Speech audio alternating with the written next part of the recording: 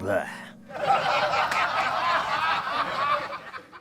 Well, I love Phantasm 3, and it's the one that I saw the most when I was a kid. And I think that I will agree in watching them as an adult. I actually love every Phantasm movie, even Ravager, Oh my which God. which honestly looks like I made it. It looks like you made it. Yeah, it looks like I made it by myself with nobody's help. Why But haven't you done that? I'll make What the Phantasm fuck? 6 without anyone's permission. Phantasm 3, I think, is the one that is the least cerebral and the most visceral and goopy and gory and simple. And it also has this wedged in Home Alone. See, I'm glad people like it, Amy. Thank you. It's What's up, Amy? it's the one that is the least weird, even though I love all the Phantasm movies. It's the one that on the surface is the most understandable, if that makes sense. Can I chime in here for 1 second? Absolutely. Just to say that you said it perfectly. When I think of the Phantasm movies in general are very patchwork and incoherent in their canonicity, whatever you want to call it.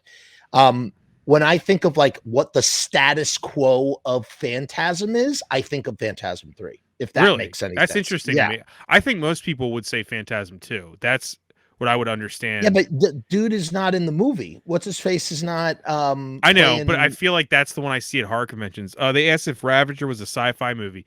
Ravager was a web series. Yes, that was edited into a feature film. 720p. Shot in 720p. Look, it has good intentions, and I think the story actually works. It is not. Did not have a budget. But anyway. I also I enjoy the fact that I don't know if he's ever spoken about this, but this whole Home Alone kid that was wedged into Phantasm 3 that storyline with the Home Alone kid, right? It's supremely odd, and I don't know if he did it because he was trying to parody Home Alone or because he has a gun.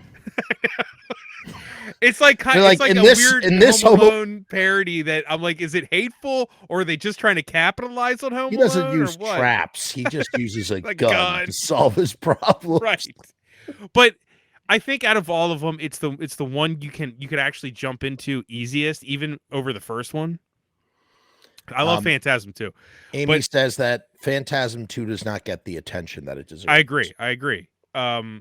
But Lord of the Dead is the most accessible of all the movies, and it's the one that I want to revisit the most. So that's why it goes on my list. Talk about not respecting canon. Those Phantasm movies, cuckoo. Yeah, they got like a Highlander thing going on. Right. Oh my God. Just like every sequel is just like, what happened here? Dude. Highlander. Oh my Lord. That's a whole conversation. That's a whole different one. But yeah, I do love Phantasm 3, and I'm glad somebody else does, and you too, because it's a weird choice. To me, that's the status quo. In the same way that Ash, that Evil Dead 2 is kind of like the status quo of Ash is, right? Like kind of like that sort of thing. Yeah. Does that conclude your first pick right there, or did you have anything else you wanted to add? No, that's the only thing I'd add is that you were talking about the patchwork of the Phantasm movies. I remember I watched the whole Joe Bob marathon with all the Phantasms. Oh my God. And I think 3 wasn't actually in there. It was like 1, 2, 4, and 5. But the whole time he just said he loves these movies dearly, and he still everybody does. And he openly said on the show, I have no fucking clue what any of this means. And that's okay. That's okay. That's okay. I like that about the Phantasm movies, is you can take away what you want.